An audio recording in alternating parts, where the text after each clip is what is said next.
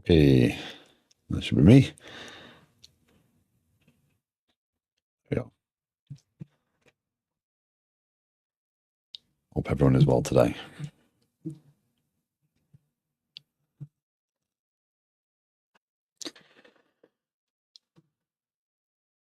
It feels weird taking a day off, but the puppies, or the dogs, not puppies, the dogs, they are okay.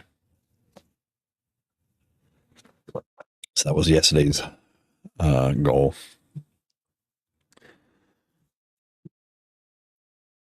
So back to Liquid Sky. Need to make some improvements.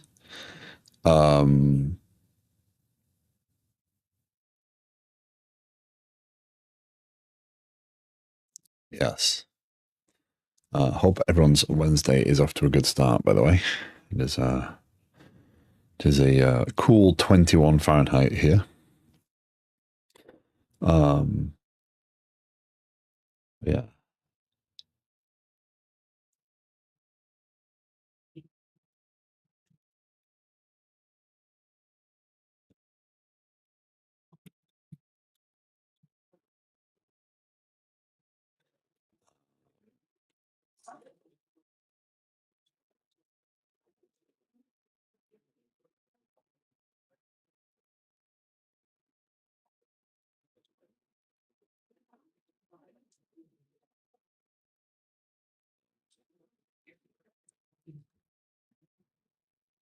Yes. Okay. Multiple things at once. So, over the last couple of days, I have been working hard to get permissions as a concept into the platform. And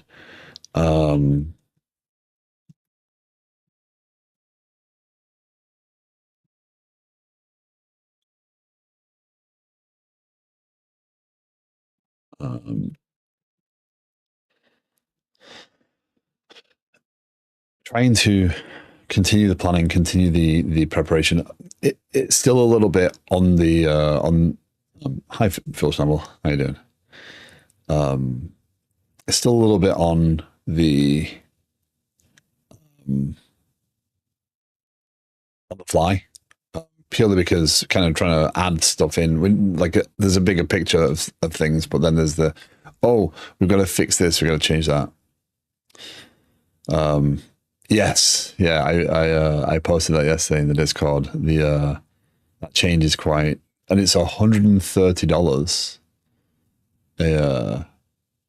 a user for a license. So using it commercial, yeah, that's not a healthy change, I think. I keep mixing up fluent assertions and fluent validation. Let's hope fluent validation doesn't go the same way, because they're both at like 500 million downloads. They're both large libraries that a lot of people depend on.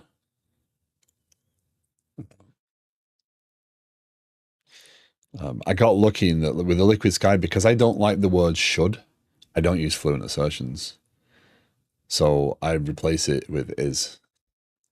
So, Sons, hello, how you doing?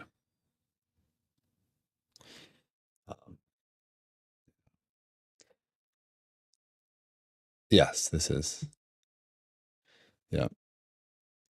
Norwegian citizenship approved. Congratulations. Much congratulations. So, yeah.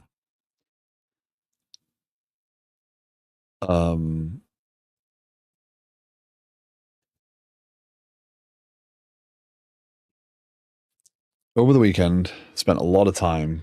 And I know I updated this on Monday, but I'm being that today's a Liquid Sky focus stream. I got the permissions components in, so I'm starting to train documents, rules, etc. So over the weekend,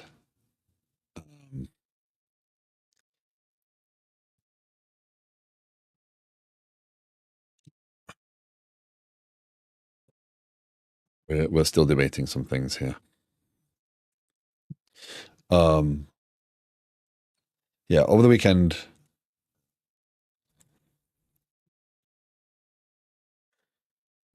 Come on, you can finish the thought. You can finish the thought. Move from one thing to another. Whoa, that's an interesting challenge. Oh, because I'm group. I'm group.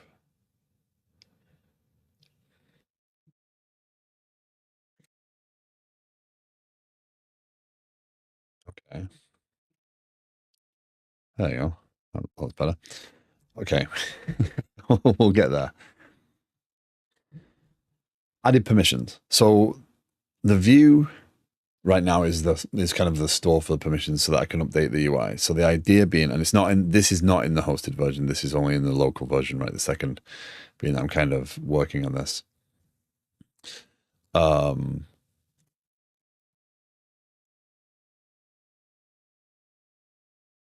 the idea being you go into users, right? One line, you'll be pleased to know that I have finally figured out how to use the role selection using the library. So we can now have role selection. I know that on some of them, there's you click on the actual title, and that was bugging. I think it was you, one line that reported that. I will go through the other tables as we change them and make those changes. But you can change the permissions on a user, right? Yeah, but it makes sense from a speed perspective. Being able to click anywhere in a row is a more fluid approach. Mr. Jones, hello, how you doing? So this version right now is I'm the liquid sky that's here. I keep bringing up the wrong window there. For this release, I'm going to say that it is only for subscribers to the stream, purely to try and reward those who have subscribed. I'm not trying to get subscriptions. I'm just trying to say that those who have subscribed should be able to access it. So there's a special Discord channel for if you've linked your Twitch and things. So I'm not trying to gain subs by doing that. What I'm saying is that as a reward for those who have subscribed, who are coming into the stream and have supported me, I want to provide some benefit to them for watching this or whatever. So I have for this particular version, it's way rough. What we're trying to do is focus on extra pieces, the permissions, the ability to navigate things properly, organize some of the problems that the system currently has in this current form. So a hardening as such through that period. So once it's in a good place there, wow, that's rewarding. Thank you. Thank you, Mr. Jones. Uh, the the goal would be to release this version with all the attachments working in a different way, working on assigning users, working on so we're going to get the concept of a subscription into the backend piece, so getting control tower built out enough to do some of the management pieces on that. So we can start to see from the backend perspective what that looks like. So we can test deactivating subscriptions, locking accounts out that way, etc. And then start to build out some of these other pieces. So the goal is to get a bunch of this work done over the coming weeks, and then work towards another release. And once we're comfortable that it is stable enough that people are going to use it, because right now no one's really using it in any way, shape, or form. Really try and hunt for feedback on those, but there's some things that just quality of life stuff that just make it just not as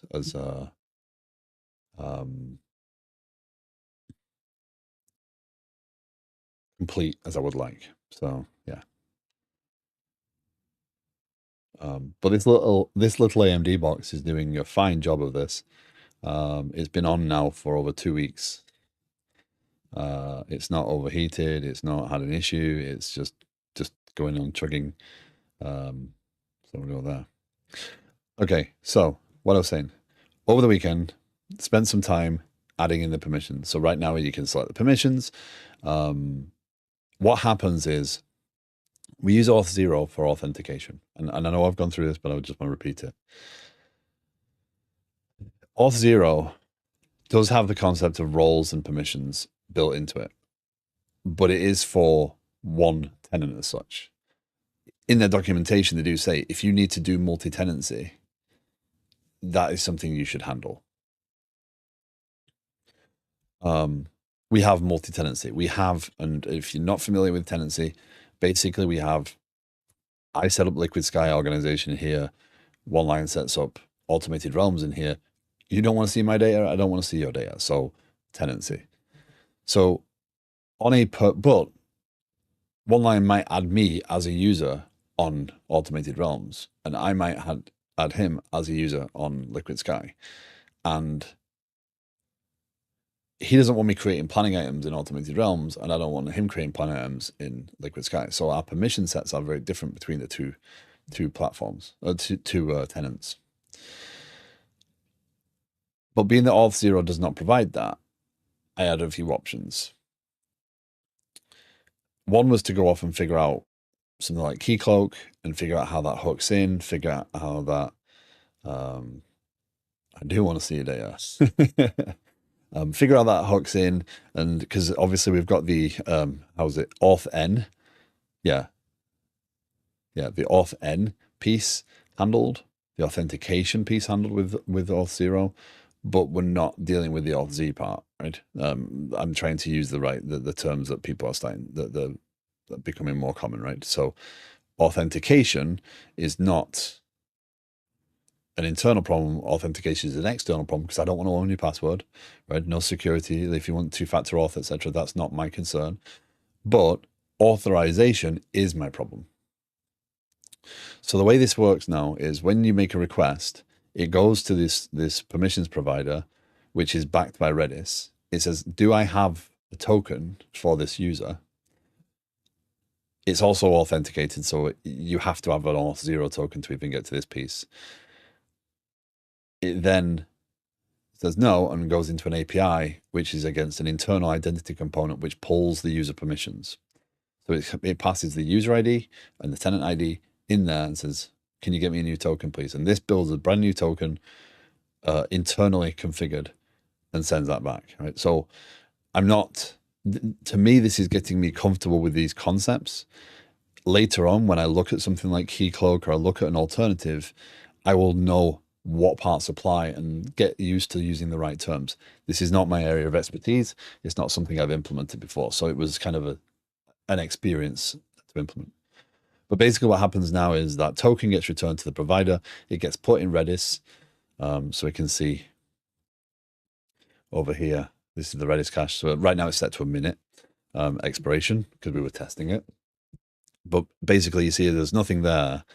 But if I navigate to something, it refreshes that token. So it's gone and per request accepted that token. And if I take that token out, right, and go to Jot, right, you can see it now has my permissions and it has auth liquidsky.software and liquidsky.software. These are internal. These are not validated because I'm not creating a full auth server, right? But that token is now used to pass forward all the requests. So now these are all internally authorized and authenticated, right? So you can't just pass an Auth0 token and get access to these. You have to be able to get internally. And even this API is Auth0 protected. So you have to have a valid Auth0 token to even get to here. So that's that. But that does mean that the permissions can now be attached, and now all the authorization components of these can work. So I can say, oh, you have to have this permission, you have to have that permission. That was a big step forward, right? That allows us to configure per user permissions. I also fixed the registration path because that's currently broken in that release, where if you add a new user, they will get an email, or they won't get an email because I need to fix that part as well. But they would get an email that says, oh, go to, Liquid Sky software /registration / token. And when they go there and they enter the email and the password, it will then create their user and configure them. But that registration path was broken as well. So the entire thing wasn't working as intended due to other changes I made for redirecting if you're logged in and you go to the root, it shouldn't actually leave you at the login. It should move you into the planning area. So there we go. Those are some of the changes I've made. It was a lot of code, a lot of organization, a lot of changes, and it will continue to evolve. Right, that's the point of the platform. The point of the platform is to continually grow, evolve, and yeah. Why does it say unloaded?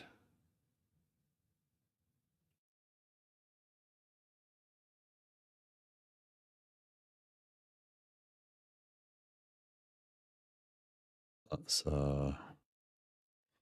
close that solution down. Liquid Sky development, new window. What are you doing?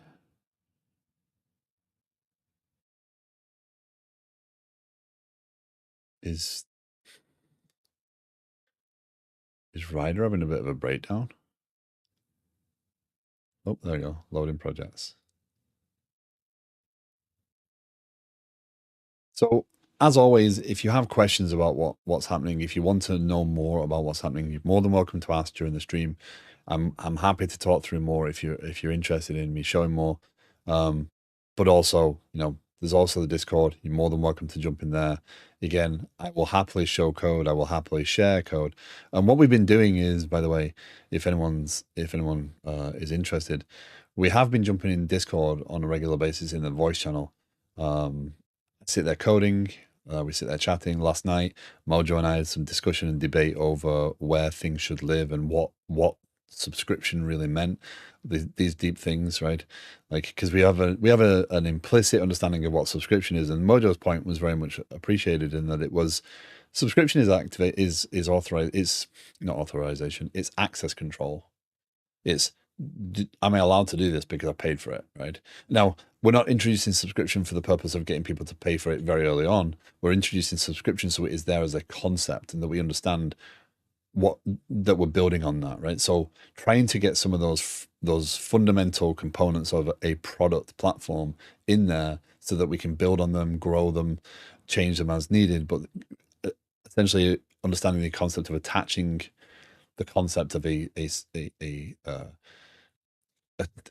subscription and a tenant. So the tenant data would remain if the subscription expired, right? You don't want to lose everything if your subscription expires because you want to be able to retain that. Now, maybe you want to say, maybe we need to go through and say, okay, well, now we need a system to clean everything out or whatever, but that's a completely separate component. So for the purpose of building the platform the way the product will be built, we need to introduce this concept of a subscription. So ultimately, you could hook into their payments, etc., and tighten that up a little bit. But yes, that's the general goal there. So, but we got into a conversation there on Discord last night and a bit of debate because this tenant management component has caused some confusion because, again, if you're thinking about this in a traditional way, well, subscription is part of your tenant, so it belongs with the tenant management, but does it? Subscription has renewal, subscription has potentially components. There's other things we want to do with it. So it's more, how do you consider subscription? And we kind of got into a bit of a debate there. I'm not sure we settled on an answer, but it's worth having those discussions for understanding your data better. And one of the key things is to represent not the system as a set of technical components, but represent the system in the way that we talk about the system, right? So that we are not deviating from our business language. That's an important distinction, right? You don't want to get too technical on some of these things because you need to kind of quickly understand what a user's talking about because you can relay that to the code very quickly. But yeah, we have the tenant management and organization management components, and the way they're separated right now is if it's something to do with managing components within the organization, such as like if I was managing status or I was managing projects or teams or groups, maybe. I mean, teams we're still debating, or I'm still debating the value of that piece, but it's more trying to organize the behaviors into what owns that data, and then you can still relay that concept to other things. So yeah. But anyway, so it's 20 minutes in. I have a challenge for today. Yesterday, during just testing and clicking around, I identified a potential issue. Now, it was caused by some bad workflows, and it actually happened on both the test system and the dev system at the same time, which was kind of both amusing and irritating from a diversion perspective. But basically, what happened was the message in the outbox, for some reason, was associated, and the data was removed. So it's like it rolled back on the data, but it got to the outbox. Um, Now, how it got there is not really my concern right this second. That we can try and recreate and test later. We can identify those as we go forward and dig deeper and actually dedicate time. But it does raise a challenge of using the the technology that I am using for this. So whenever you create something in the platform, right?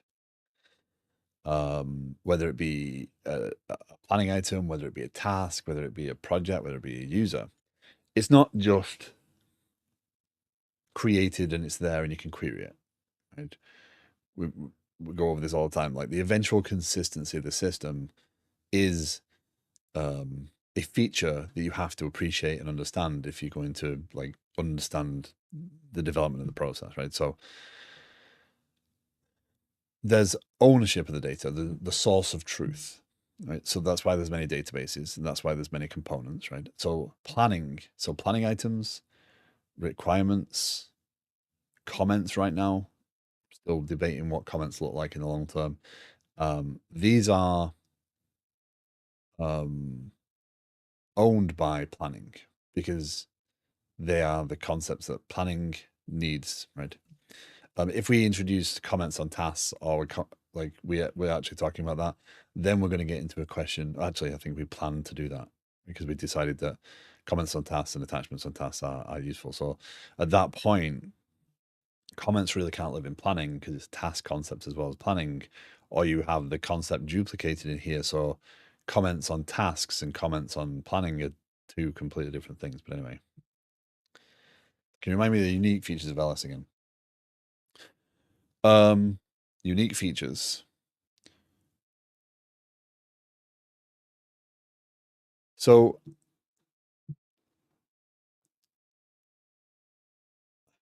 I gotta figure out my sales pitch, right? Essentially.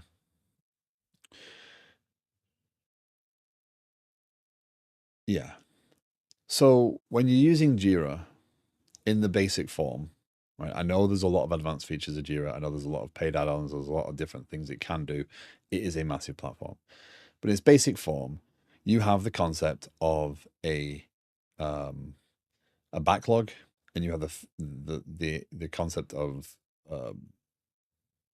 task boards or Kanban boards, um, and it focuses on the story.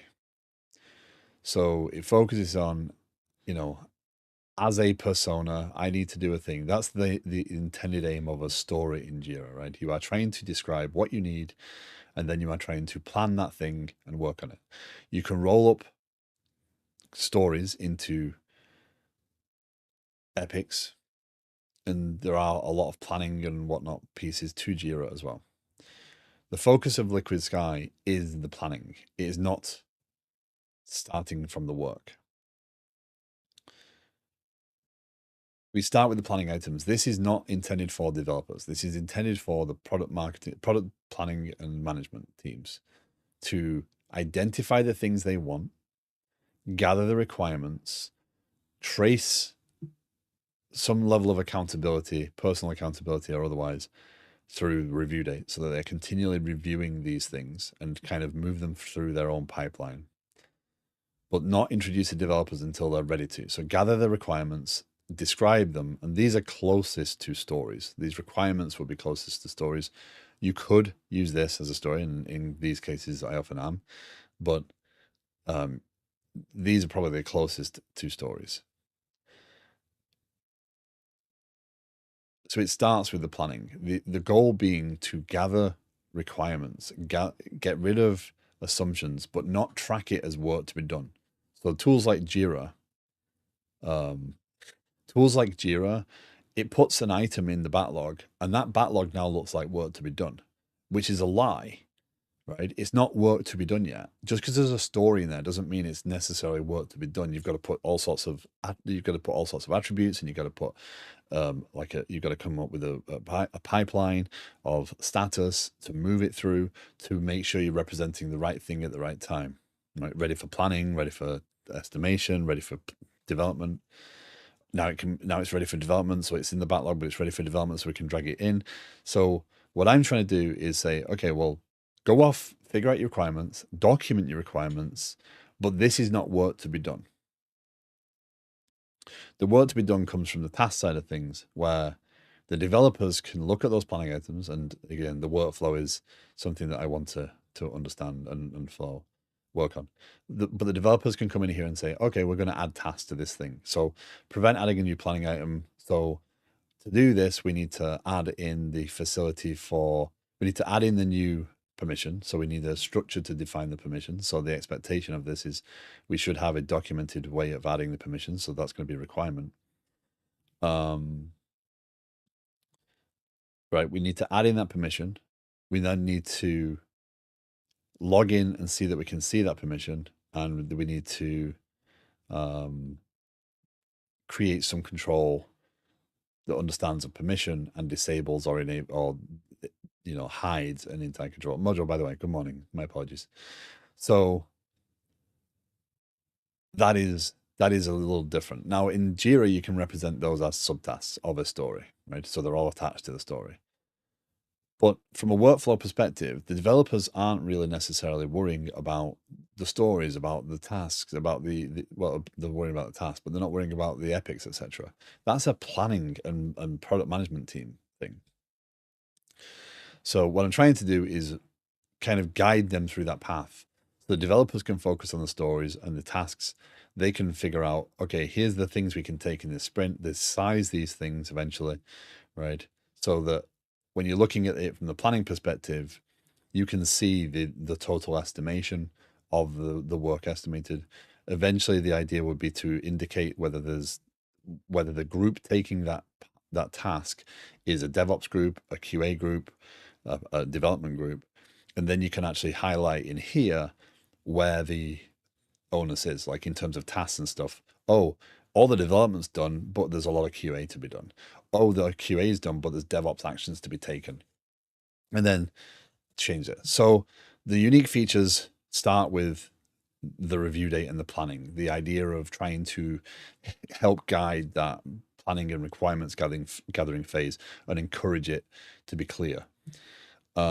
Also to disconnect that from the story so that we don't end up with this world of and I've seen it many times where it's like, yeah, like one line requirement, go.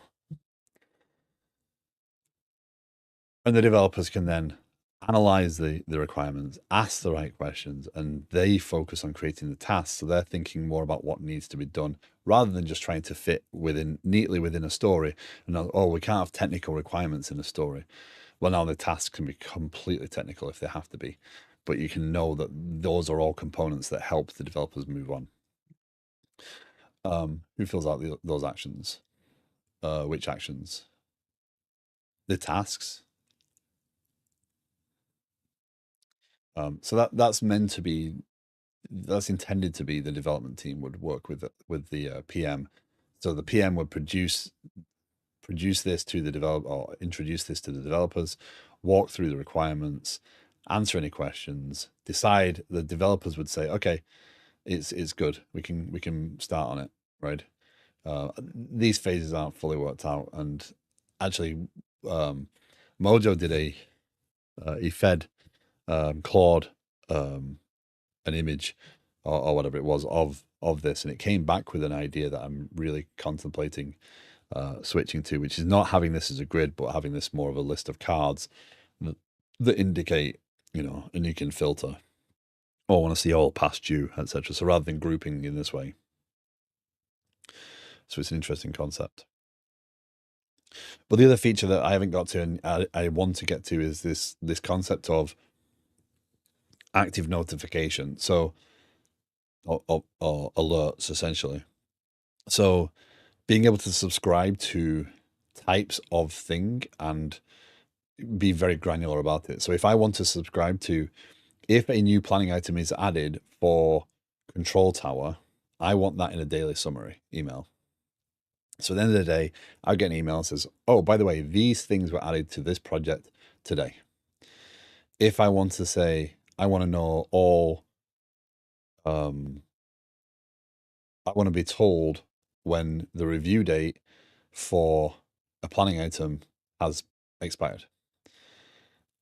If it's in this project, and I want to be notified in my inbox, right? So there's this inbox that's there. So, push notification down to the client or an inbox as such of messages to deal with. So not quite an email inbox, but an internal inbox that you can validate, etc. Also, I want to have push notifications. If someone assigns something to me, I want to be push notified. But if someone assigns something to me in a different project, I just want to be alerted via an email, etc. So this configurable process. And the idea there being that people can, Paulie, thank you very much for following. The idea being that the management teams can configure those things and watch for changes in the system without asking, where are we? Another concept that I'm going to introduce is this like multi-level Kanban. So at the planning items piece, right, a Kanban board appear for the items that are being worked on. So you can see the progress at the perspective of this. Similarly, at the initiative level, being able to see all the planning items where they are. So you know that, oh, these planning items are done. We can roll them up into this release. We can track that. So release management is also an aspect that I really want to consider as we go forward. What does it mean to release? And priority is going to become a concept sooner rather than later as well. And I've used Jira from the perspective of being a developer and also being a team lead and interacting with product management and trying to gather those requirements. I've gone through that pain numerous times. I haven't used Jira at the planning level. So some of these ideas may or may not already be concepts in Jira, but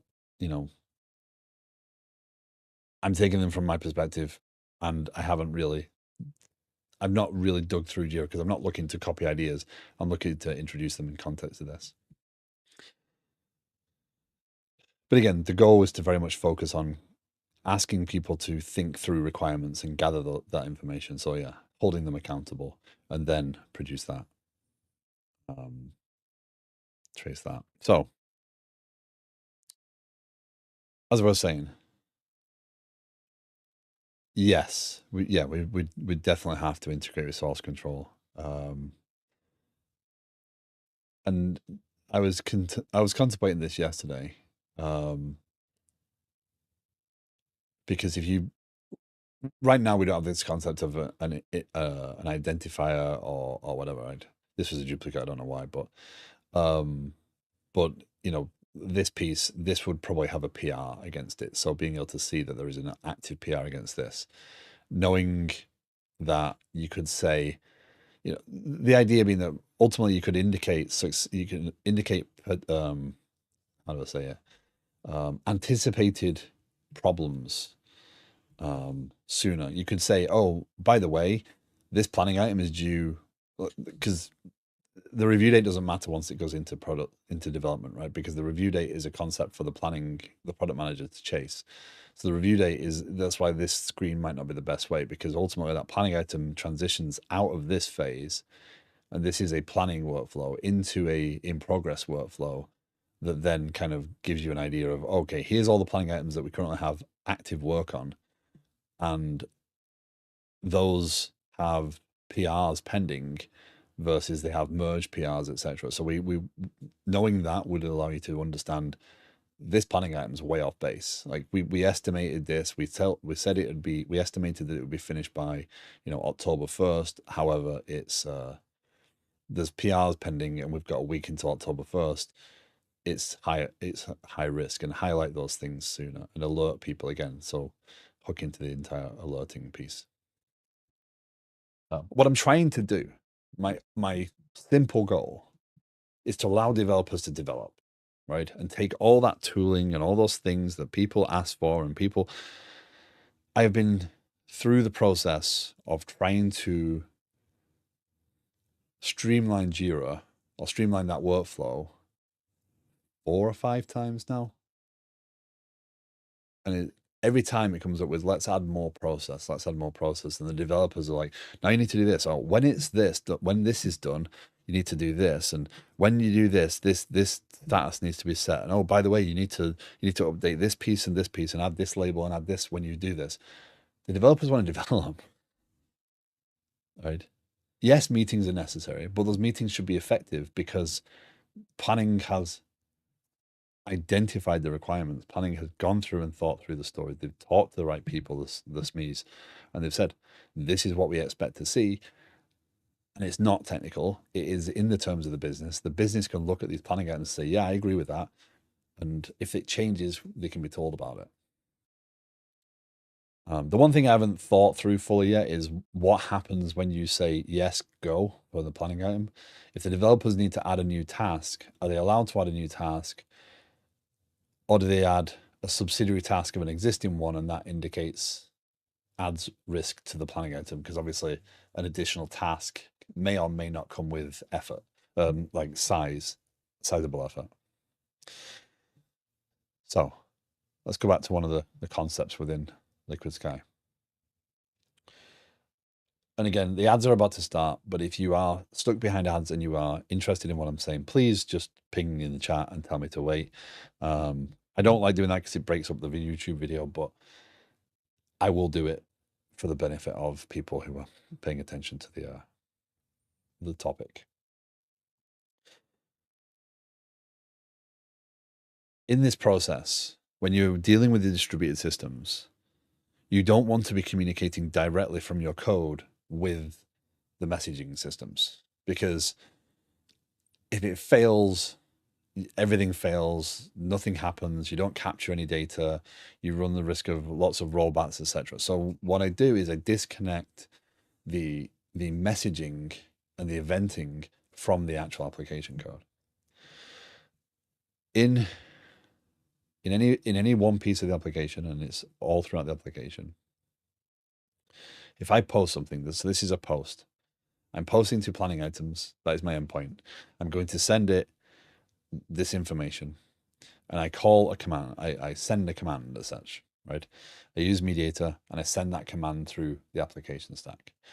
The application code takes that, creates a new planning item, which is now my database level object, my entity, associates any project identifiers if we set any when we pass it up. This piece I'm not a fan of, so we'll come back around to that at a later date. And then it just adds it to the repository, which is essentially a link to the DB context. It's a pretty lightweight, this repository. It's not a custom repository implementation by me. And then it just returns success, and it gives the identifier back, right? So it's telling the API endpoint, here's your ID that you just got, because I've saved it to the database for you. That's on commit. And now that ID gets returned to the client. So the client knows, oh, I've got this ID. There's nothing in here that says, oh, tell the rest of the system. And that's deliberate, because it should be focused on capturing the information you're asked to capture, and the rest is a side effect, right? If you think about it, like telling the rest of the system that this happened is not the responsibility of doing the thing, right? I want to save as quickly as possible that information, because that's what matters most, right? I've captured that information. These entities, when you call the methods, have the concept of a domain event. And these domain events help describe the system, the things that have happened in the system, right? So when this domain event gets added, nothing's actioned right now, right? It's just a list that's attached to the entity itself that we've just created, right? So we can add this domain event when we call create. which is why the constructor is hidden.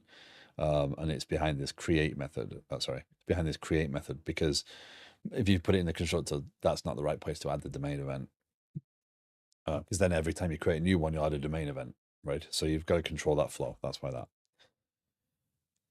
But again, it's not the responsibility of this application handler to deal with the larger system. That's a bigger concern. So what we have actually in Foundation is shared kernel, this concept of an interceptor attached to entity framework. What that does, and this is a mediator extension as such. So I have two levels of outbox. There's the internal events that happen. They go to an internal outbox, yes.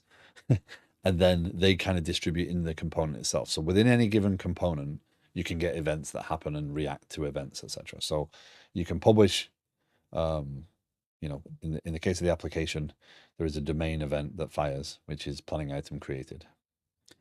What I can do then is I can react to that, because there's the outbox has a service running that constantly monitors it and sends that through mediator so that internal events can happen and I can react to workflows.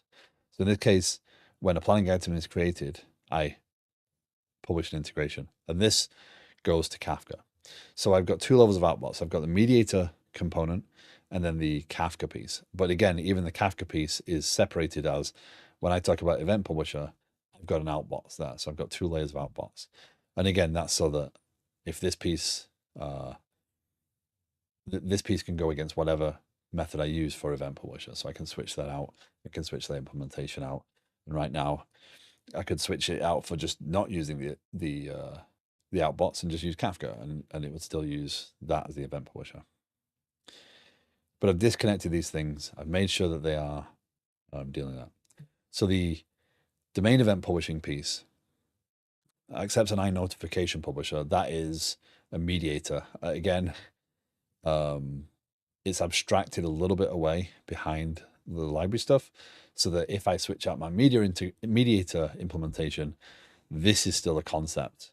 It's a notification publisher, purely because I have event publisher, and this is kind of a notification publisher. It really is a domain event publisher, I suppose. And ultimately, all this does is call publisher.publish on the domain event, and it just sends that domain event out there. And again, that's now out of process. All the data is stored, and it works. So when we get an item created event or notification, as it is in mediator parlance, right, this is the library mediator.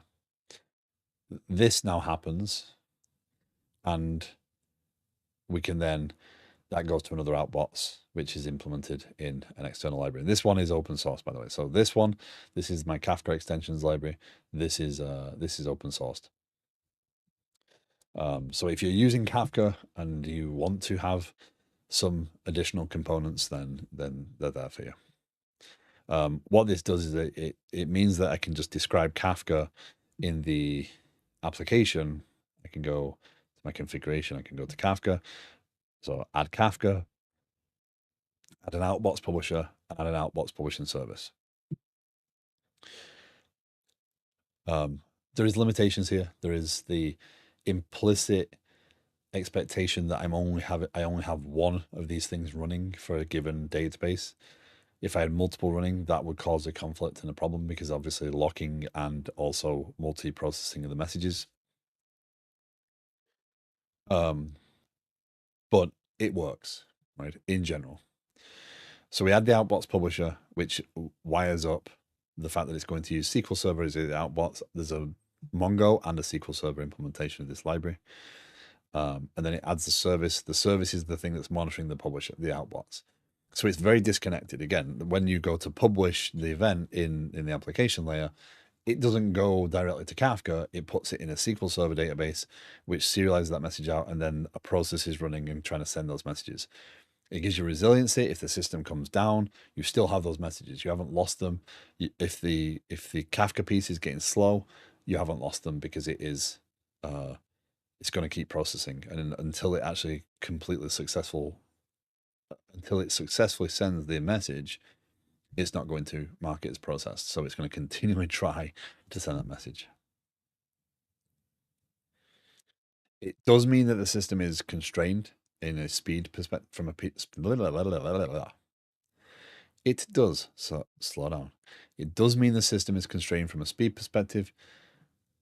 Perspective. I don't know why I put an S on the front there.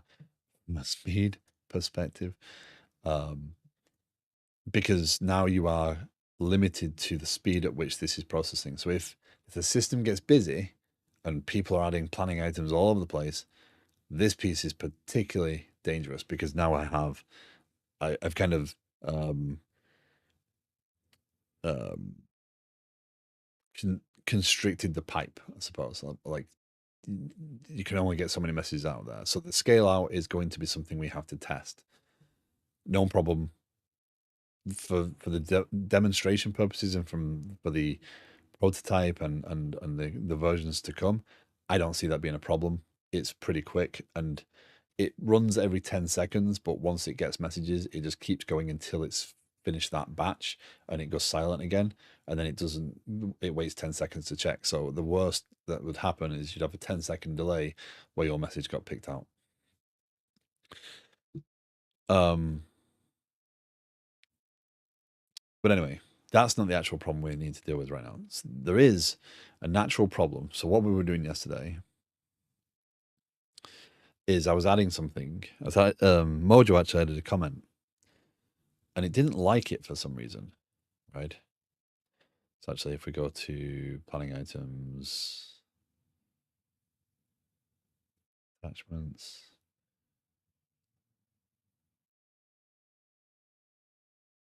brains blanking.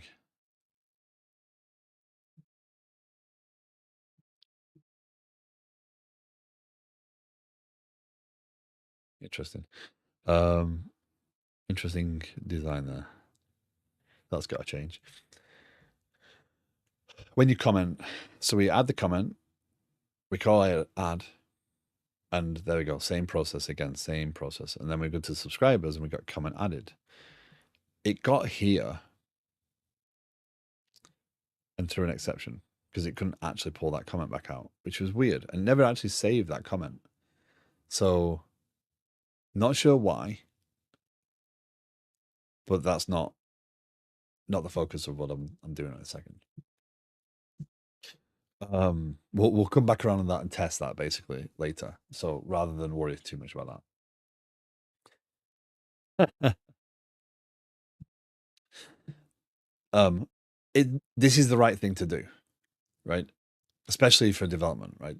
Um there's no benefit in carrying on, but there's no path. I don't want to just exit out. That's silent fail. That's not good.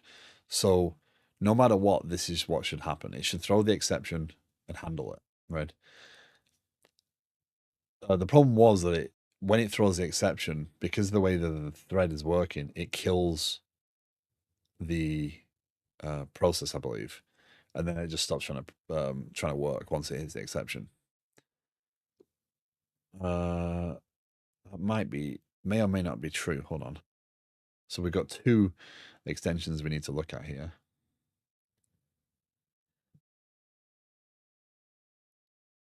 Thinking about it. Nothing worse than typing an essay into Jira and it times out. So when you submit it, it tells you it's now timed out and you've lost everything. Yeah, that's an entirely different pattern, isn't it? That we'd have to consider. Oh, it should still go in the store. Yeah, I'm sure when we get to the testing part, you we can try that. And ultimately, I suppose the way I'm thinking about this is those long essays shouldn't exist because this should be. So the title and description here, I actually think, becomes goal. Right, what is the goal of this planning item? Like that's or the expected outcome, etc. It's like this is the goal, right? There's not really a description; it's a goal, right? What am I trying to do? Well, I'm trying to make sure that permissions are effectively working in the application in this. How do I do that? The requirements. So I think once I change this, we also have some, just coming back to this, we also have some additional concepts about priority and um, ownership and all sorts of stuff that we need to kind of talk through. But that's again later. But yeah, to the point of the essay, I don't think the essay should be required necessarily. I think it's more, hey, what are the actual requirements of this to achieve this goal? What's required? Um, yeah, and I'd be interested to know how people feel about that as a concept. Like title and description is a common thing we have, but is there any benefit in that, right? Maybe title, because obviously we have this, but maybe that's not even title. Maybe that is something that's, I mean, it's used in a title form, but maybe there's something else to refer to that as. But the goal for certain, the descript, what we have is the description right now should be the goal, right? That's how it should be outlined. Um, okay, so mediator outbox. This is the first layer of problems, right? So they both are designed in a very, very similar manner. Um, basically, you have two aspects: the publisher and the background service, right? So this mediator does not have a Kafka concept. I've not created a Mongo implementation for this because I don't use mediator in the pieces where I'm using Mongo yet. Again, this is open source. You can get this on my disk on my GitHub. Um, so it's there. This monitoring service, it does.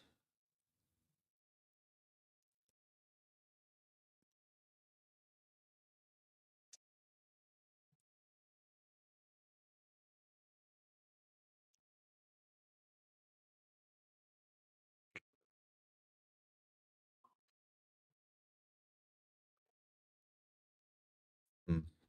So the general purpose of this is a long running thread. Again, it's set in its task creation so that the system knows how to handle this. It's meant to be long running. It's meant to be there. Um, we get the message out of the outbox, right? So we will retrieve next message goes to the storage mechanism again, disconnected. Right. So outbox storage in this case is SQL Server outbox storage. We query, um, um, we query the database in a very short-lived context. We get all the messages that are not processed and order them by when they were added. So we process the oldest first, and then um, actually we get the next message. We don't get all the messages. Sorry, I'm lying. We get the message. That might be a change we make. Um, if it's not null, we try and publish it, right? So we try and publish that message. Um,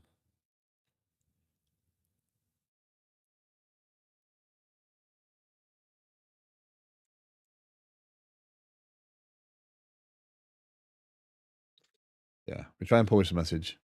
Some reflection stuff required because obviously we don't have um, we don't have uh, you need to get rid of the generics to be able to publish the specific object. So you kind of get the generics away or get the type attached properly to the thing again, because you can't just take the message out as an object and say, oh, publish this, because it loses it. When .NET's transferring it, it won't transfer the type information with it. So we basically go to make a generic version so that we've attached the right type to when we call it, that's how it's going to be treated. And it's boxed. No. Yes. Yes. Anyway, it's treated correctly. I never think of things in terms of boxing, unboxing, and whatnot, so I don't use the right terms there. But anyway, I understand that. I understand what this is doing. So we are getting the type information attached, calling the method, and then we can publish the actual event in its right form. This publisher itself is um, that's the ad. This is the actual hookup. So when we call this publisher here is the publisher you use when you are injecting it into the application. It's not the thing that's doing the publishing, right? So the service called publish, that is the actual publisher, right? In this case, the implementation of this, I believe. That moment when you were like, do I really understand how I wrote this? Should I change some things around? Outbox I notification publisher. That's the outbox publisher. That's the one that's exposed to the customer. This publisher here is, oh, that's a mediator interface. So I'm using mediator, right? So this is a mediator extension library. I'm using mediator. That is the publisher. So mediator has iSender and iPublisher, and you can use iMediator if you want to be just general and get everything. But I'm being specific here. I want the iPublisher. The publisher in mediator is broadcast. The sender is command, right? So notifications are published, commands are sent. Oh, it's very complex.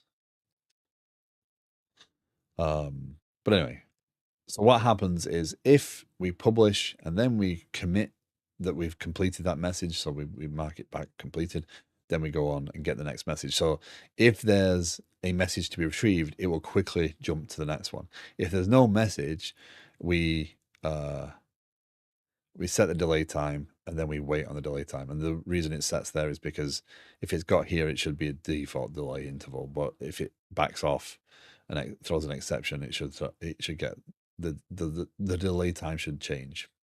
This just kind of resets the clock, resets the counter. So what's happening in the code right this second is, or what's happening yesterday, right? We get here, it throws an exception, it's trying to publish it. It gets, oh no, it broke. Let's go to here.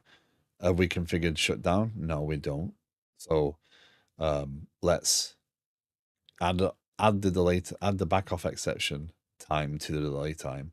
And then what happens is then it will wait here for that amount of time and then pull the message again, right? Because it's the process still. It will do this indefinitely though.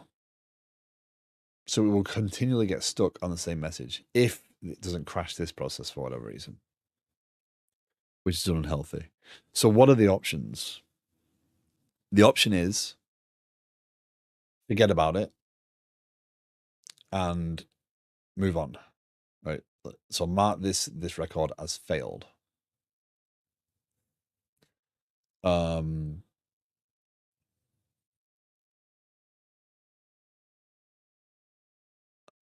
Don't forget about it, but do some form of,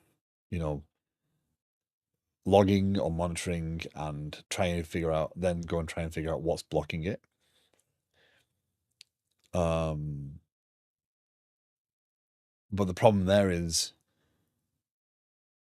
you back up every single tenant in the system because again, this is not per tenant. This is not data that's managed on a per tenant basis, right? It's not scaled out that way.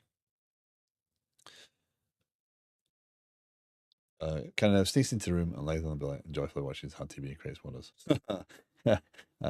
Yeah, wonder. Hi, Kenny. Hope you're well. Okay, so I am open to opinions. I'm open to ideas. I know what I'm leaning towards doing, and I've kind of alluded to that a little bit, I think. Extra information here. If this notification doesn't happen, what does it mean? Well, it means that other parts of the system can't react. So in the case of the comment was added, right? We don't see it on the client because we've refreshed, let's say we refresh the screen thinking, where's my comment? Where's my comment? Oh, no, it's not there. I'll add another comment, right? So we have comment 1. We don't publish the notification that has been added, which means we don't then publish the integration event to say that's been added, which means the view doesn't get it. And the client never sees it because it's never made it to the client. In the case of an update, it's not terrible, right? An update event, it doesn't matter. If we capture the change Obviously, now we have a client and server disagreement on what the data should look like, and the source of truth is now out of whack, which is a problem. Um,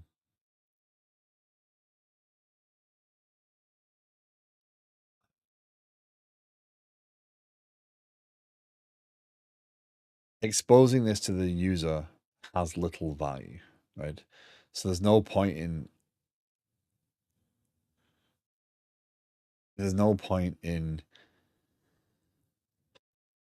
um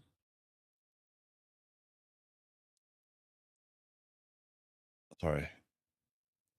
There's no point in alerting the end user to the fact that we have this outbox queue because it's a concept that they don't care about. They just want their data. Right? It's not valuable to introduce them. Oh, by the way, there's a queue, and that queue is currently backed up. And being that that queue could be backed up on someone else's data, that's not good.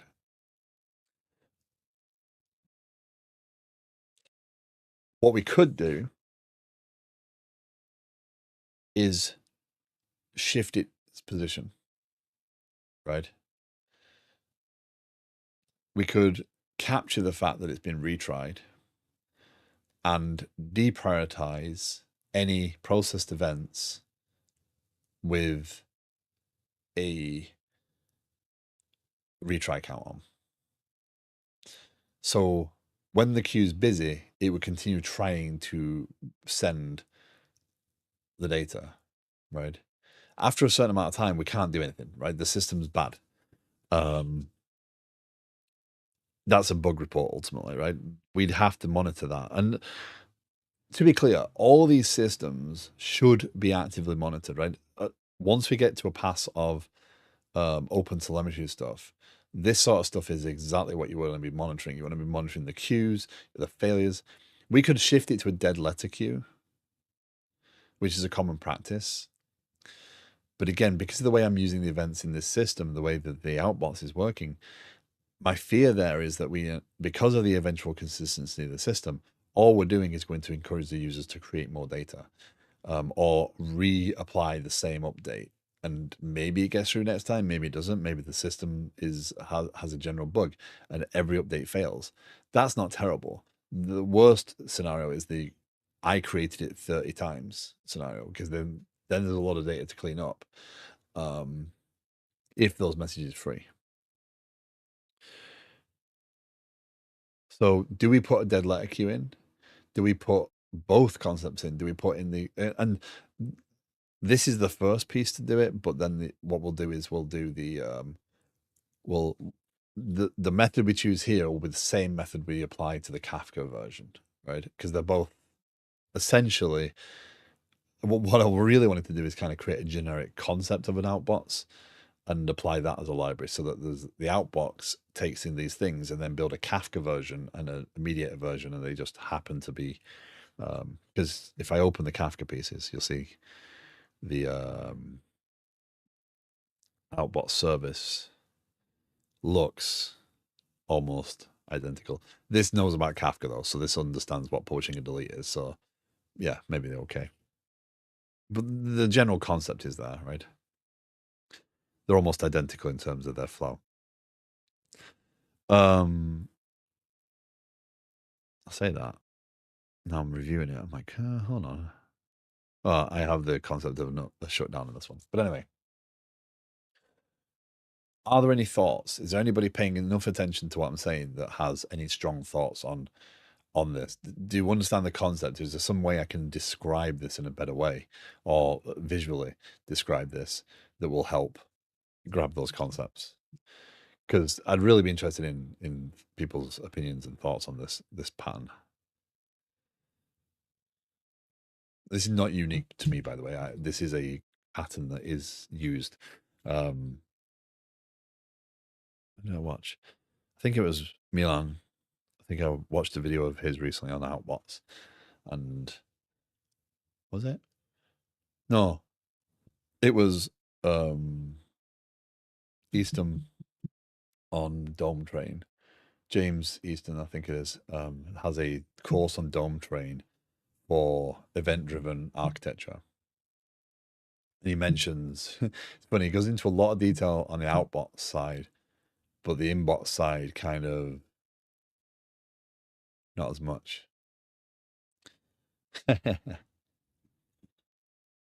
I'm just interested to see if anybody has any opinions on this. Like, what would you do? Is this something you've done?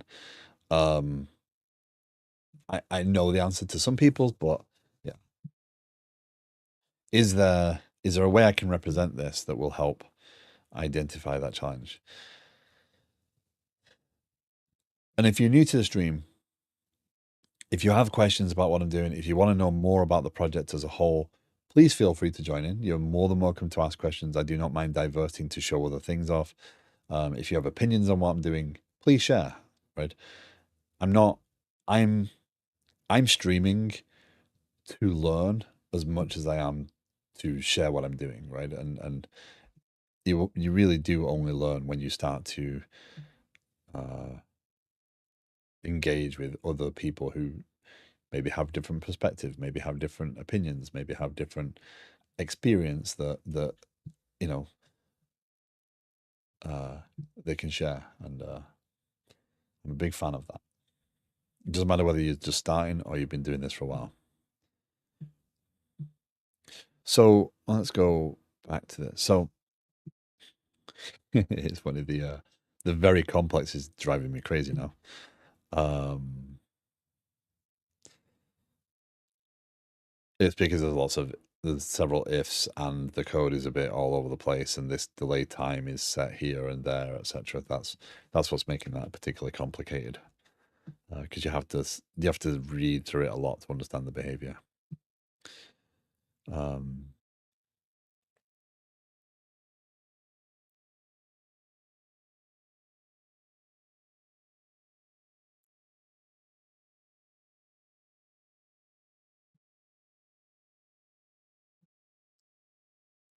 check out new branch feature. I'm kind of a fan of the idea of building both directions. Build in the concept of one last go for the retry, and then ultimately shift. So you keep retrying, you keep backing off, and you put a retry count on the actual database. That way, it will process other messages without issue and keep things moving along, and then it will come back on and try again on the ones that it's failed on. They're kind of by virtue of failing, they are deprioritized for later processing. Maybe there's some eventual consistency going on in some other respect. I don't see what that would be at this point, but maybe it is. And it would keep trying them, but then ultimately shift them to a dead letter queue so that we can confidently say, you know,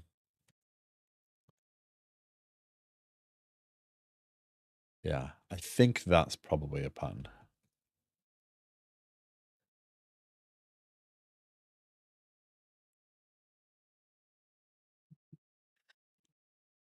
Yes.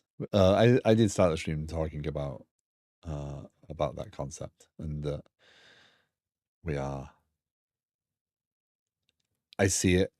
We will definitely review it. I think for now we need to create something, and if that is a subscriptions component, that should be it, and we can review the naming afterwards.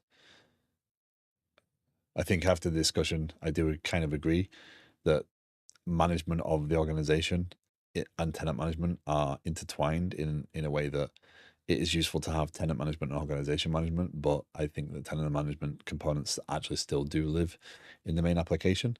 Um, the thing that bugs me there is that the tenant is still kind of a global concept of ownership from our side. So yeah,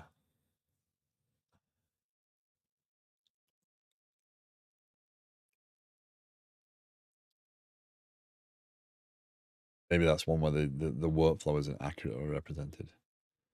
But ultimately, the entire thing comes down to access management. You can't just bundle it into say, oh, it's access management. It's not. There's a facet of it that is access management.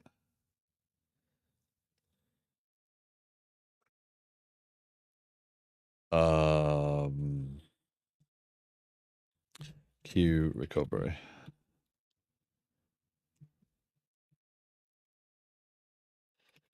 Fail over fail.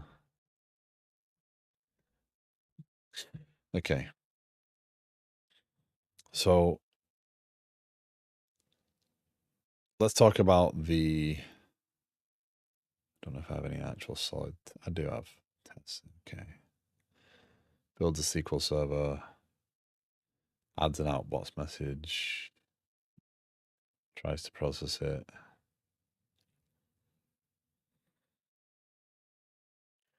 Yeah, we'll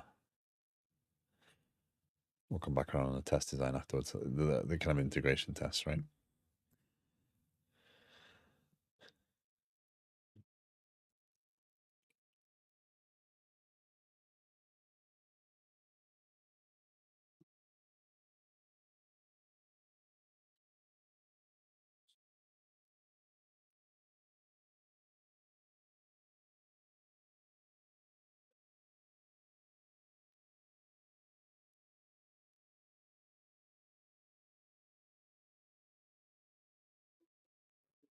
Okay. So we need two things. So we have a model here, right? So we have an outbox message.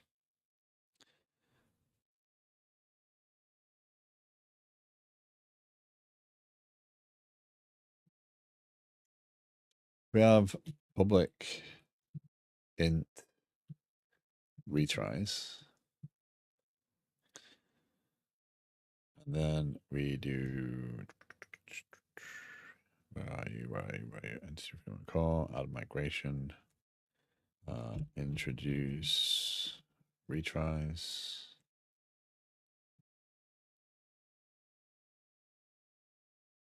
Box.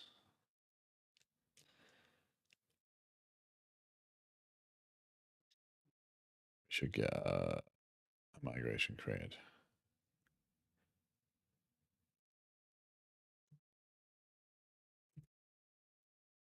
Did that fail or succeed?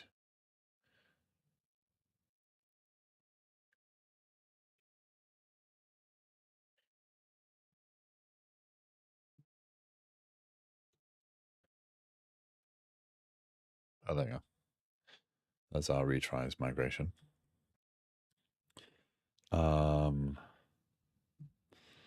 Let's put in the concept of a retry now. So in the outbox message,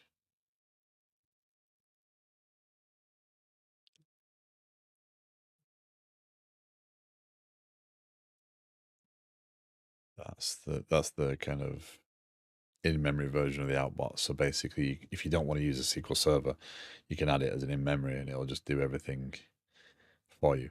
This is an option, especially for the mediator side of things, where you don't want to retain it. It is an actual option. Apparently, the specific type of subscription model is called access.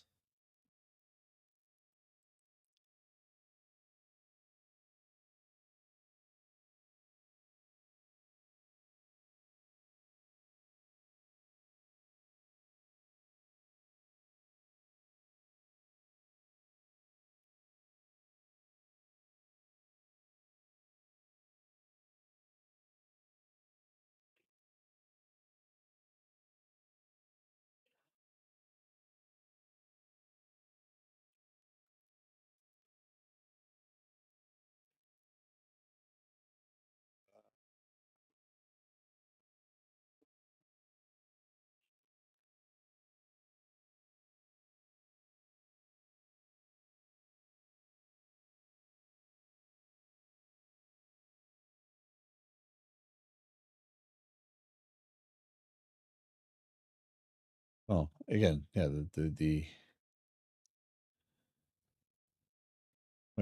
mean, isn't curation? Didn't you just say curation is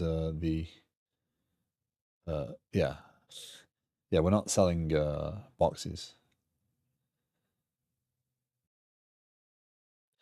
Yeah, I mean, yeah, it's an access model. Yeah, yeah, you get a project plan every month in your mail. I'll post it to you. Yeah. I still think you are laser focused on the one aspect of what subscription means there. So, but we will dig deeper into that when we get to it.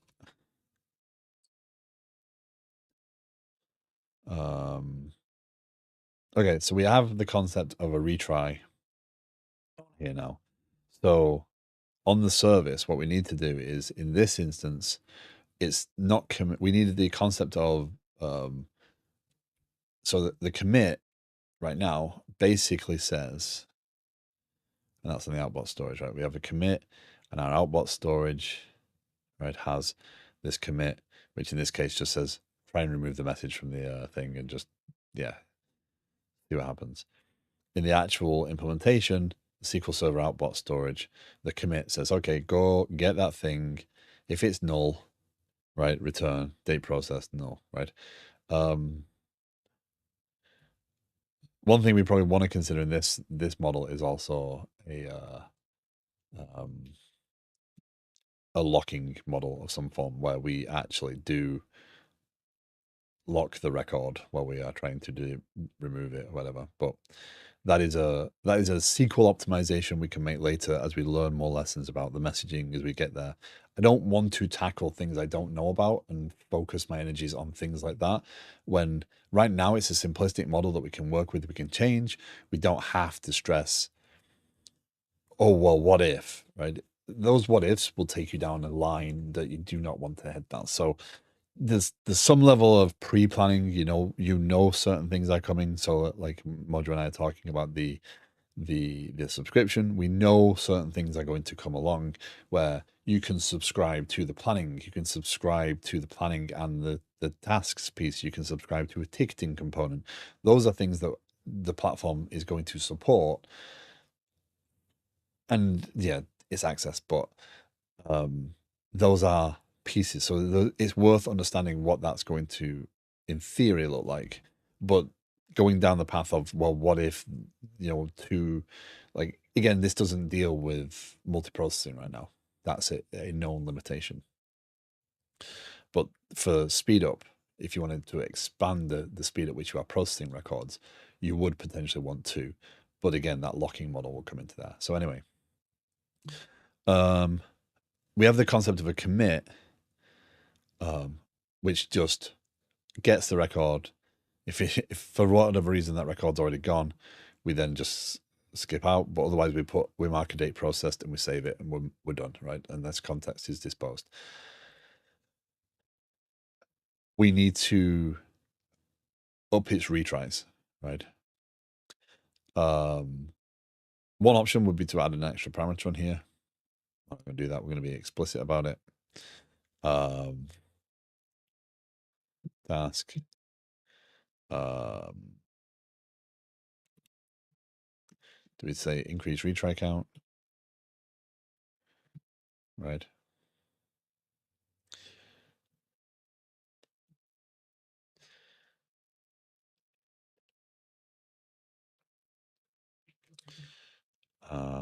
So in here, we need to introduce that method. Oh.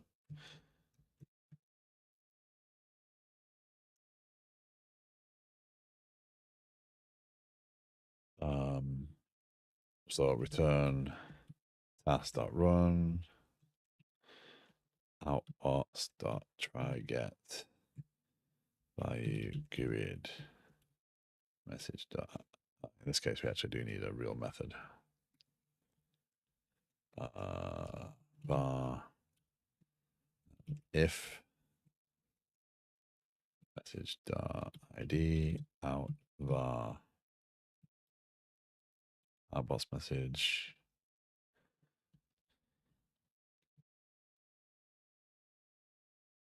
Yeah, that's fine. So the implementation of the outbox message does need. Oh, hold on.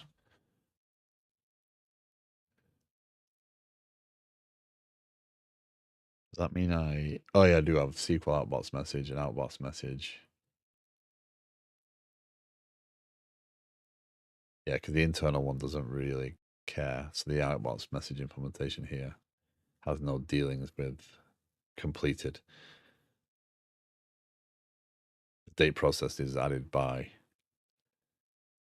this. Where does date process come from? Because I'm getting the actual object. I'm not dealing with the actual. This outbox message is not this outbox message.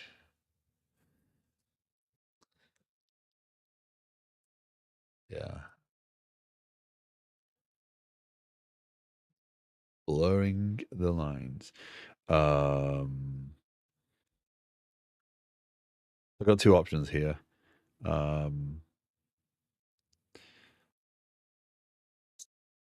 Default outbox message. Here we go. This is the one we want to have. Public. Yeah, because I don't think we inherit from default outbox message. No, it's just an outbox message. So the default is going to introduce that public in retry count.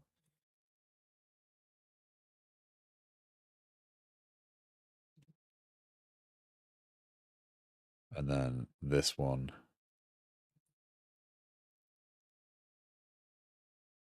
would be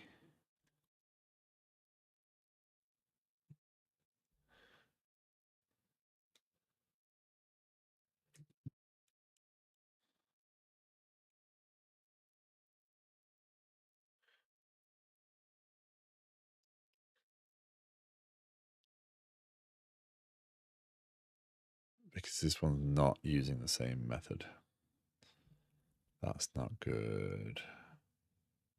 So in theory, it is an outbox message, right? So it is adding that instance of it. So that would work if I could cast that back out, but I don't know what my notification type is here. So the actual work I have to do there is, yeah, is unnecessary. So in the, there's no benefit to, there is, and there isn't in terms of,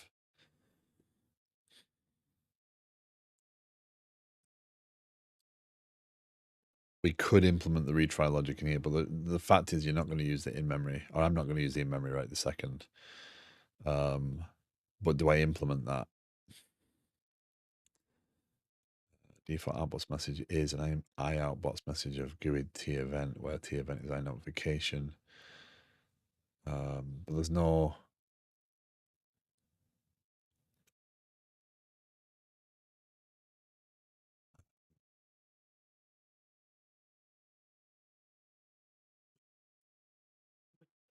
There's no implementation there. Because in the SQL Server version, what we pull out, let's go to the SQL Server, let's implement the SQL Server version. So this is almost identical.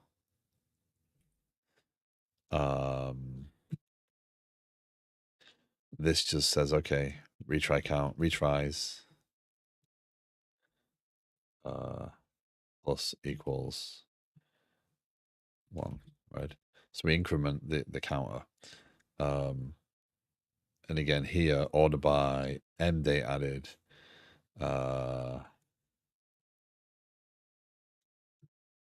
do then by, or do we do then by m dot m dot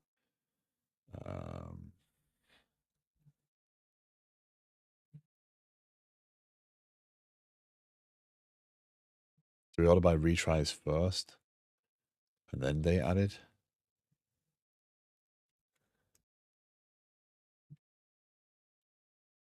Will that matter?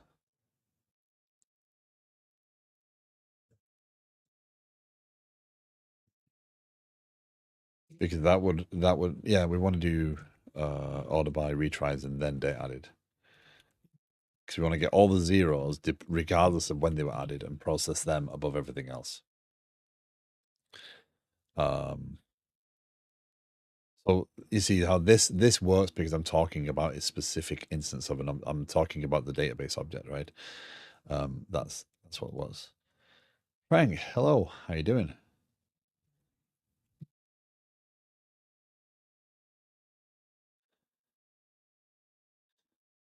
you've not seen Frank before, Frank streams on Fridays normally these days. He's an Azure expert and also builds uh, an application using Blazor and other technologies to deal with to play a card game or a I don't know how to describe it.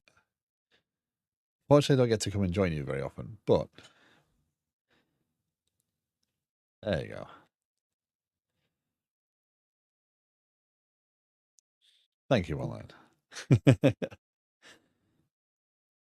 Soon to be, well, not soon.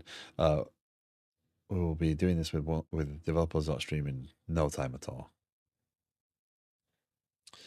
Okay, so what do you? Eventually, there we go.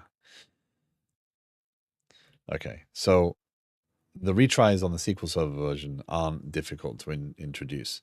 The challenge is the inbox, the default style, because you know how do we increase a count on an object that we don't have? So we'd have to introduce interfaces here to I try to stream on Fridays. I've been having conflicts lately. It happens. It happens. It's not always simple.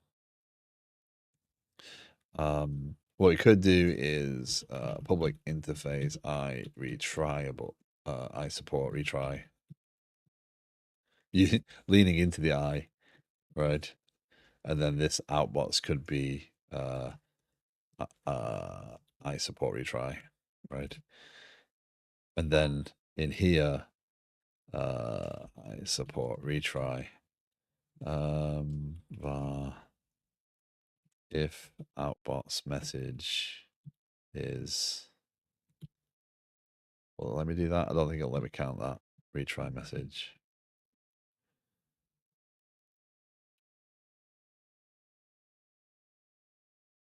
I think that's going to say that's always false. There's no type in the solution that is inherited from both ioutbox message and TBD develop. I support retry. I get value from there. This outbox is outbox message. Huh. I've got my interfaces all sorts of confused.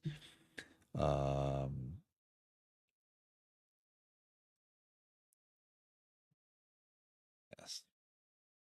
So again, if you're new to the stream and you're not aware, the interesting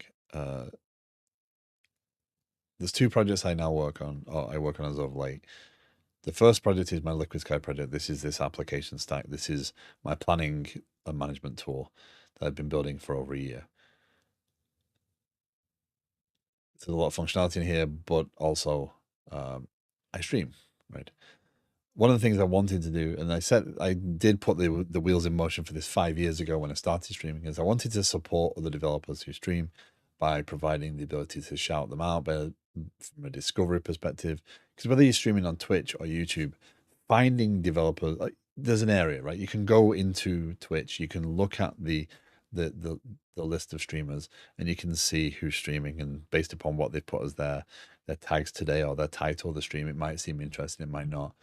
But the person streaming to one viewer is right down at the bottom. Next, the person that's streaming to 200 or 300 viewers is right at the top, and you're generally looking at the top ones because there's going to be more interaction, more, you know, more things that are going to engage you.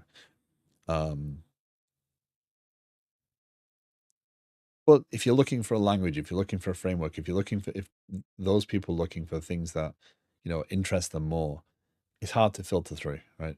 Again, it requires on tags. So the goal of developers that stream is to help promote that. Also, provide an API for which developers can hook into from their bots to do automatic shout outs, or they can get told, depending on how they use it, that this person is a streamer and maybe you want to go check them out, etc. The goal being to help promote and raise up the general community. There are people who stream just on YouTube. That discoverability is horrendous, and it relies upon them having to have made content, and my YouTube stream is it's quiet, right? There's been 4 views today, right? But we have a lot more viewers on Twitch. So yeah, so developers.stream is uh, another project that we will be working on Mondays and Fridays once I get Mondays and Fridays back properly. This Friday, no stream. Next Monday, stream. Next Friday, no stream, sadly. So hopefully things settle down after that. So anyway, back to our outbox problem. So the issue here is that I have some blurring of the lines of what is used. So I have the outbox message. The outbox message here is not iRetryable. I can't just inject this interface at that point because I don't know what's there. I could, because default outbox message does inherit from my outbox message. I could potentially public class default box message. This is generally how I play with inheritance and whatnot. I kind of see what I like, what makes sense, rather than worrying about the actual specifics.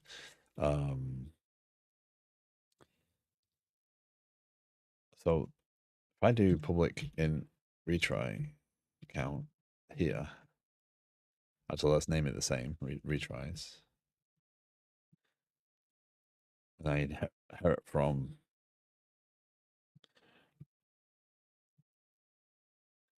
that should still support that. And I should be able to do message to retry dot retries plus plus. Is it funny thing is, I've got that there. I can do that. I don't know, something doesn't feel right about doing it that way though. Maybe that's just me, right? But I don't feel right. Like I can't put my finger on it, but just that feels better than plus plus. It's because I feel like I'm assigning something, I'm doing something, whereas with the plus plus, it's just kind of like, well, it's there. Like that.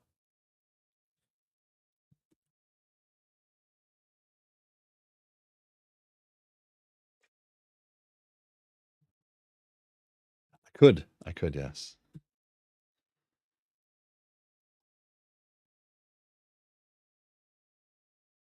Okay, so that at least builds. So let's introduce the concept of now there is no interface or anything for the service. The service is a service is a service, right? You don't want to provide the consumer of this library the ability to override or change the service because that logic is then completely custom. They might as well write their own, right? And again, if you are interested in what I'm doing here, if you have more questions, these libraries, the mediator outbots and the Kafka extensions pieces are on my on my GitHub. I want to say Discord. If you want to join Discord, you're more than welcome to. We hang out there. We chat about things, both in voice chat and in regular.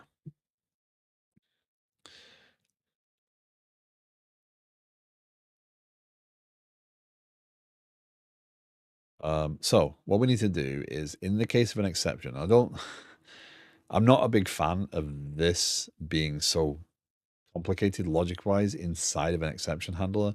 And again, this exception handler has to be global because there's all manner of things that could go wrong. Because the thing that we are publishing, in this, especially in this case, because of the way the notifications work, I am not in control of what happened in there, right? I just know that if something went wrong, I need to try and handle that as best as possible, right?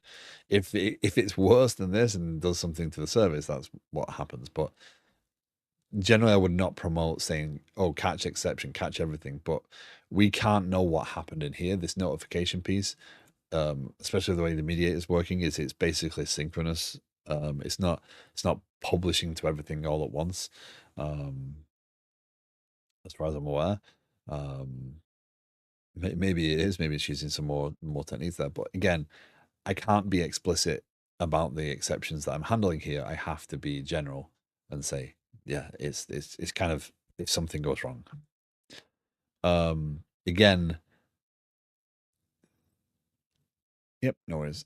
This is getting a little bit lengthy, but yeah, we're gonna right now. I'm just gonna deal with that and worry about it later. So, um, if we await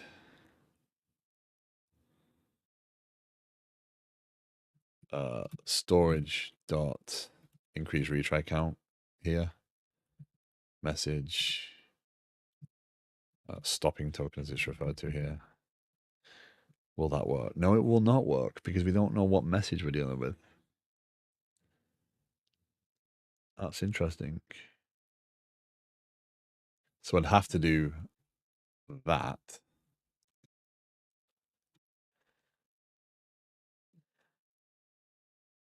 for that to work. That's now possibly null. Do I like that? I probably don't like that.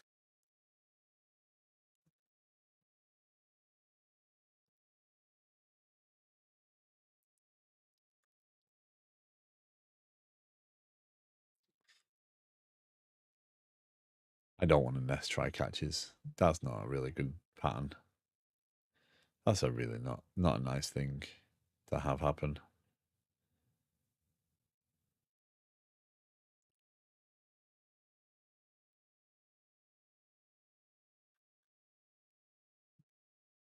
Retrieve next message. Why would that go wrong?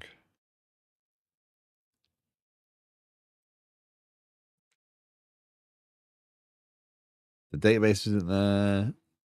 Things are going wrong, wonky anyway. If it times out, there's reasons why it could, but everything is kind of fatal anyway to the process.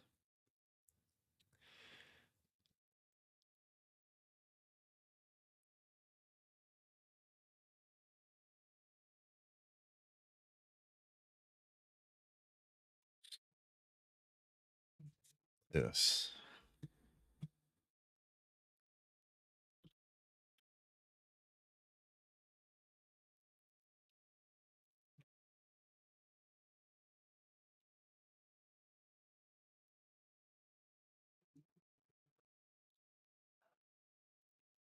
See if we can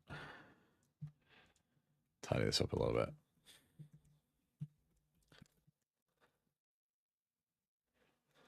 Let's try that. Whoa. What the heck did you just do? Okay, let's remove that first. Do that.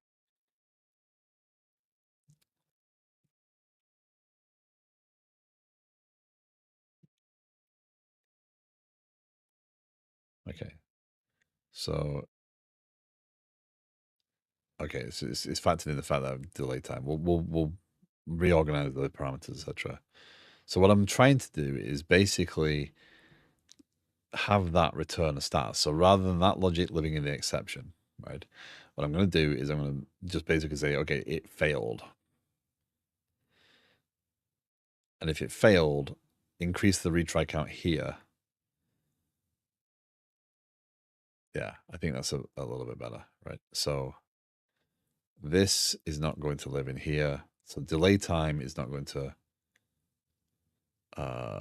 do that. That's going to go there. Return bool. Return true. Oh, it's my worst enemy. Actually, no, it's not totally. We're gonna do this. Oh, we're gonna do some random pop-up that I just agreed to something. Exception, error while publishing message. The back off is not the concern of the exception. Error while publishing message. Message dot message ID, right? We take this out, return false there. So we do log the fact that we've had an exception, but we return a status. And let's do if message is null, return true.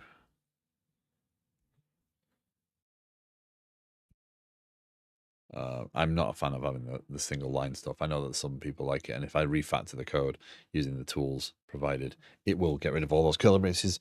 But I like them. It helps me with readability. Okay, so if not try publish message,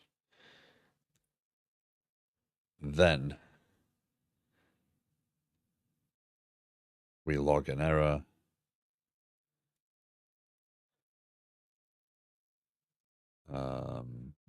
And we publish the fact that we are incrementing the delay time, or we are calling it quits. Okay. We do not rethrow.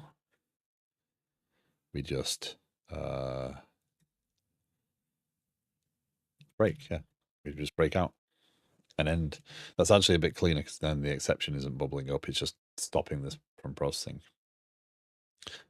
So again, now we're not adding a bunch of logic inside of our catch. We are handling the publish separate. Yes, this could fail, but if this fails, it's fatal anyway. So, oh well. So if we can't simply query the database for a message for whatever reason, oh well, the system's going to crash anyway. So why try catch that and log something that's not true, or even try again, right?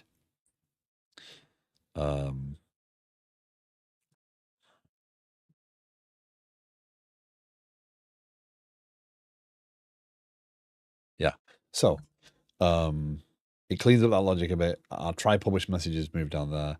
It's actually still very complicated, so that's interesting. Let's go here. Let's move the cancellation token to the end, which is more of a standard than that. We don't need delay time. We don't need configuration. We just need the message and the cancellation token. Right? That's all we care about. Because that's the focus of that piece, right? It's just can I send this message?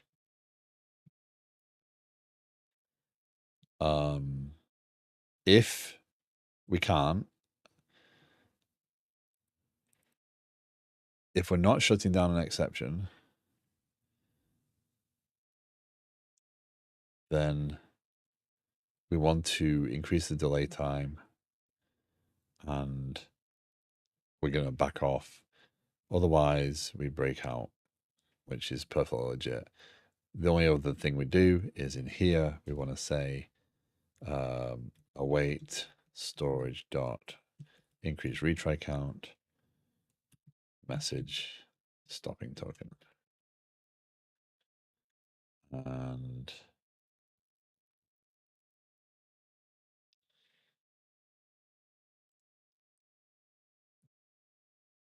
it shouldn't be null at this point.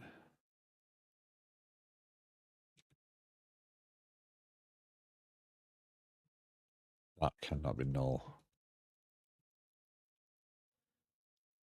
That's going to complain about that there now instead. So if message is null, continue.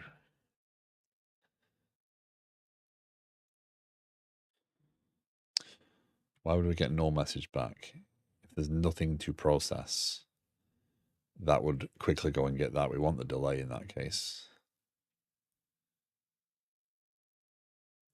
So we want to do if not message, if message is and what? Why'd you give me a color base there? Yeah, that reads better. So if we have a message and we can't publish it, we increase retry count. Any disagreement with that design? that will mean that we will prioritize messages that have no retry count first, especially the SQL Server version, by virtue of ordering by the retries. So zero, it's ascending, so it'll process zeros and then the date added.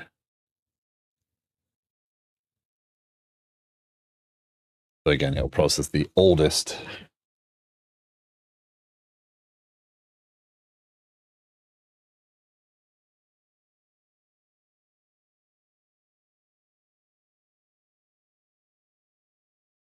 It'll process the oldest or the newest.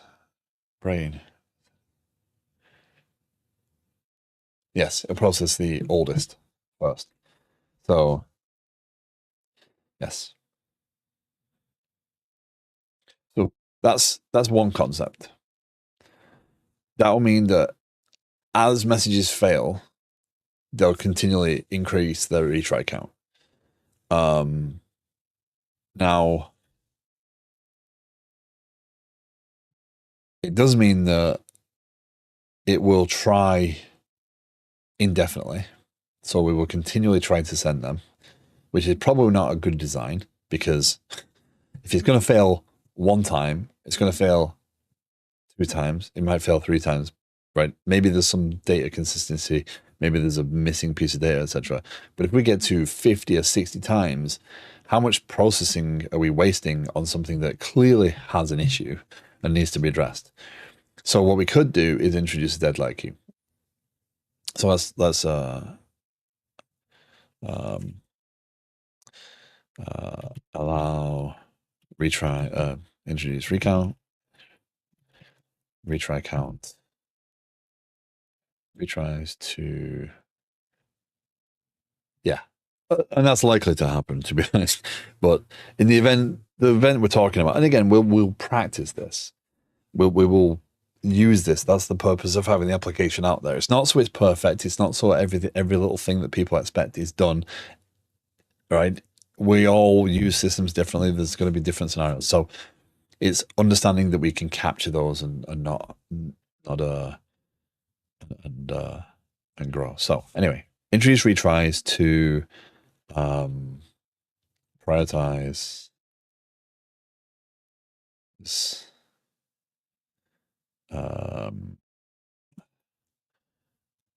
Morning, Mars. Oh, I'm ready for great day coding, and I'm close to being up on my great day of coding. I saved these problematic messages to a database and made them send manually, but you can also define conditions when to send them again. Yeah, so we'll create a dead letter queue, essentially. We'll just move these into the DL queue as a concept, and then later on it's up to us if we want to pop the messages back in. So the dead letter queue will look exactly like the outbox. It will just be a storage for messages that we could no longer send after X retries. It's, um, uh,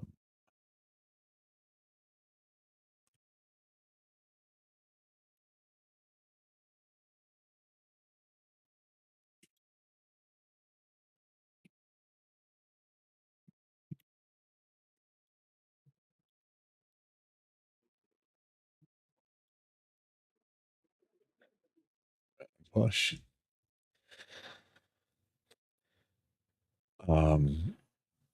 Yeah. This is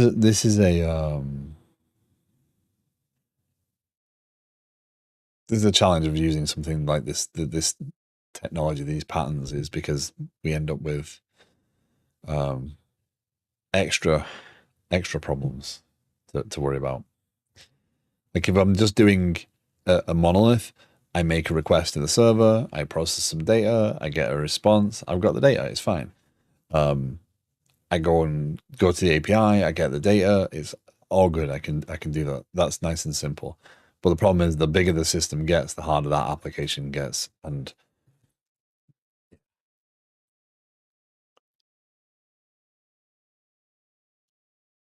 so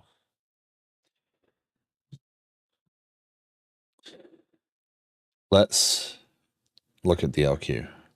So DLQ is going to be an almost identical object. It is not going to have retries because a dead letter queue should not. So the reason you use a dead letter queue is you basically say insert all these records back into the parent table, right? That's how you reprocess them.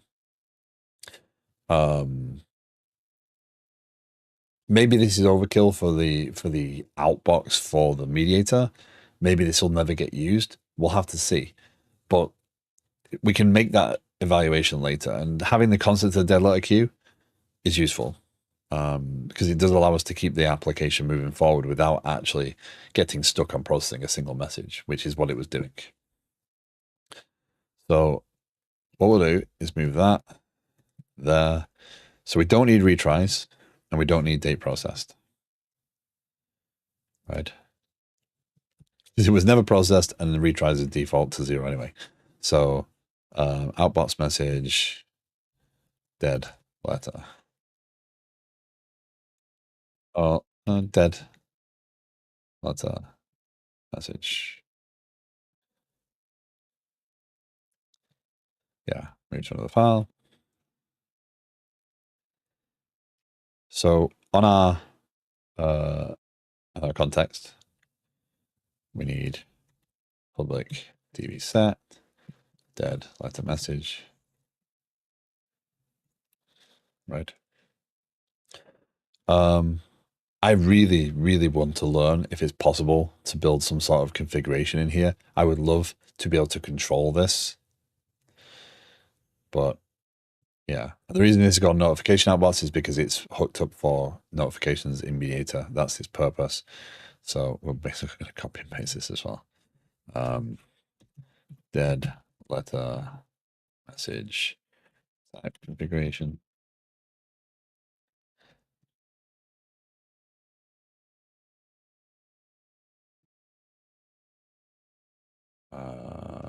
Dead the message.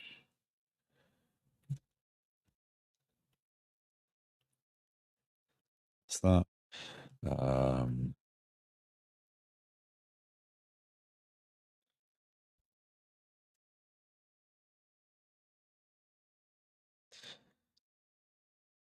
Date added has default value get etc date. That's fine. That's identical. So then again, we need on our outbox storage, public task move to dead letter queue.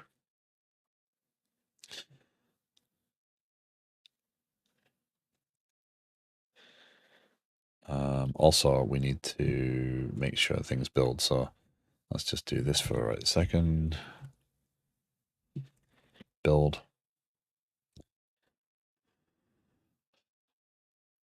Yeah. That's your framework call, add migration, introduce dead letter queue. And the steps I take on the Kafka version of this are going to be almost identical. I'm going to introduce the concept of the retry. I'm going to introduce the concept of the dead letter queue for Kafka. I don't feel this is excessive in any way. I think it matters. And again, because of the way the system is, scale out is going to be another problem. We're going to have to deal with the scale of messages. I need to go. It's nice catching you. Frank, thank you very much for joining me. Appreciate it. Have a great day. See you again soon.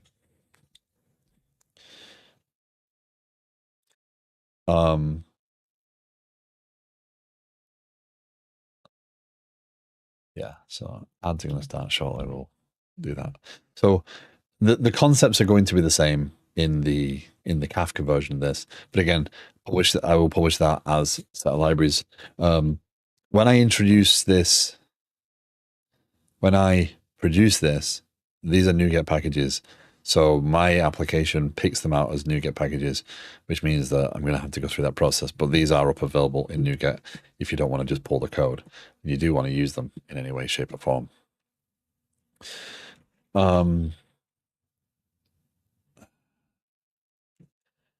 So we should have the migration. Yep, introduce dead letter queue. That's already a lot of files.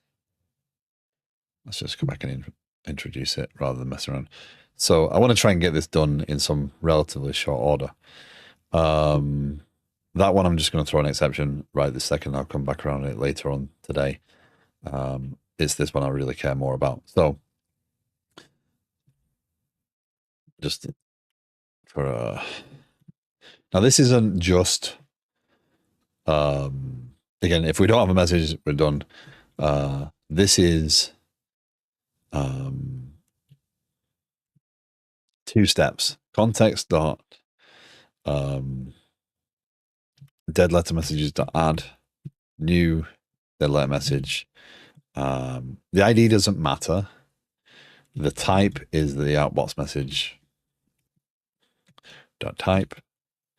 The content is the outbox message dot content, and the date added is the outbox message date added. We then need to remove and save. I'm tempted, if I'm honest. No, because the save changes will commit the changes. If it fails, it'll roll back anyway. So they're in a transaction by virtue of being done there. So I don't think that's a big risk. I don't think there's a chance of losing those messages. And I wouldn't expect too many messages to add to dead letter. We're not going to introduce the concept of reintroducing dead letter messages at this point. That is a question for. So if you're using a tool like Kafka, well, no, Kafka doesn't have DOQ by default. If you're using RabbitMQ, etc., you write a tool or you use the tools to move the message back into the actual queue. So I don't think I want to panic about shifting out. What we do need to tackle, though, is the concept of dealing with the dead letter. So what do we do? This might be where we need to understand the retries, actually, if I'm honest. So increase retry count, should it be this that deals with understanding when it should move, or should it be the core logic? I'm voicing the idea, but obviously I'm this is what should deal with that, because it is the kind of the logic of the system, right? This is the logic of what is the queue, what is the processing. So if we try and publish and we can't do it, if our retry count, right? So we don't have shut down an exception, doesn't matter, because if we have shut down an exception, this will just log out that it's shutting it down, and it will never actually update the anything to do with it. It won't introduce the retry count, etc. It'll just stop processing. But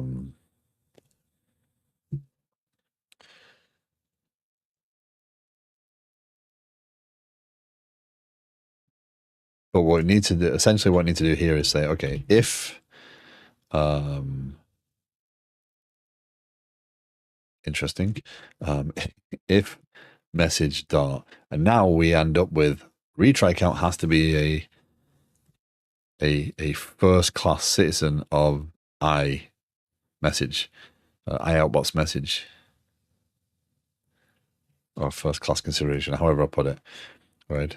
This one, it has to, at its bare minimum, have the retry count. Otherwise, we can't build the logic around it. And I think that's fairly reasonable.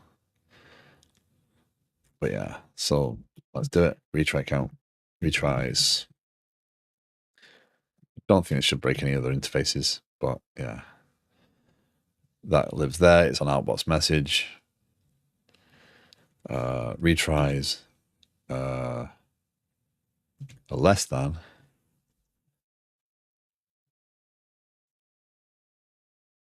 Otherwise, move to dead letter queue.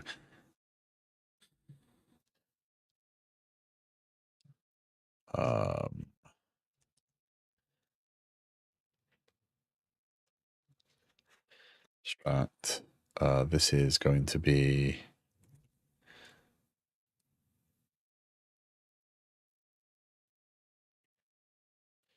I used I options. I used I options.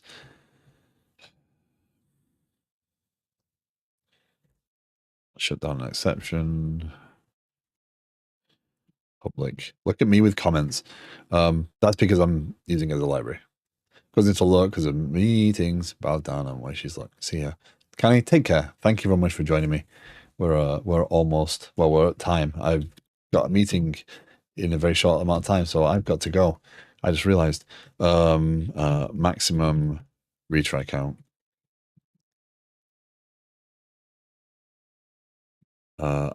Yes, equals 3.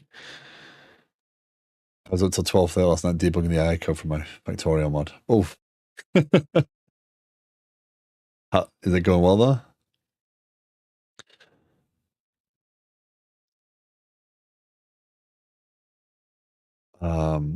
What are you using for system-wide telemetry? So, as of this second, so here's my honest belief. Telemetry, logging, etc. is a strategy. I have got nothing in there as yet because I don't want to tackle that piecemeal. What I want to do is get to a certain point where I know what the system is and what I want to know about the system, and then design that strategy of here's when you add this piece, here's what we need to enable, and learn more about open telemetry as a wider as a system-wide thing at that point, but put it in like as a solid effort onto its own. So right now there is no telemetry. I'm using whatever logs I have on these pieces, and yeah. So, but the intention is to introduce open telemetry in the near to short term. It's getting there. Documentation's old, so it's working on outdated info, but it's helpful because my Lua knowledge is limited. Can debug better than actually knowing what to write. Nice. Yes. Kubernetes. Yes. If not, configuration shutdown exception. Extract method. Handle. Retry.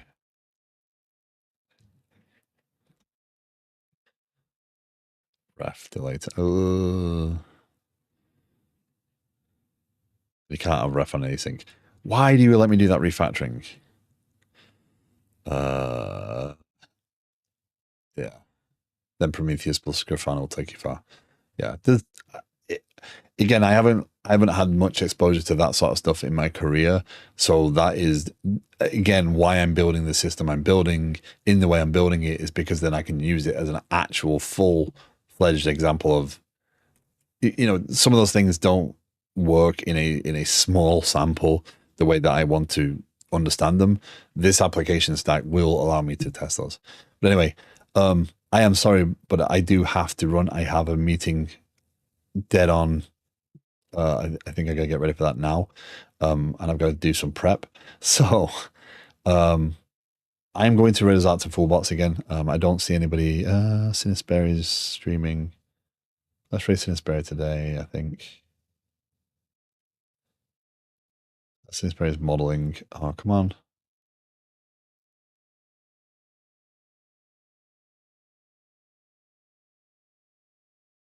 Go raid full bots. I'm sorry to. I know I raid full bots a lot. I like going hanging out with full bots. He's a fun guy. His game is awesome, and I highly recommend it. But anyway, I'm sorry to raid. I will be back tomorrow. I will get this tightened up later today, and I'll get the Kafka version working. I've got some tests to do as well. But we'll be back tomorrow with more Liquid Sky development, focusing on some of the bug fixes and trying to move the platform forward. Maybe getting the permission stuff in so we can start to see like buttons disable and stuff. And as always, if you're interested in knowing more, if you want to chat about stuff, either in voice or in chat, you're more than welcome to join the Discord. So thank you very much. Have a great day, and I'll see you later. Bye all.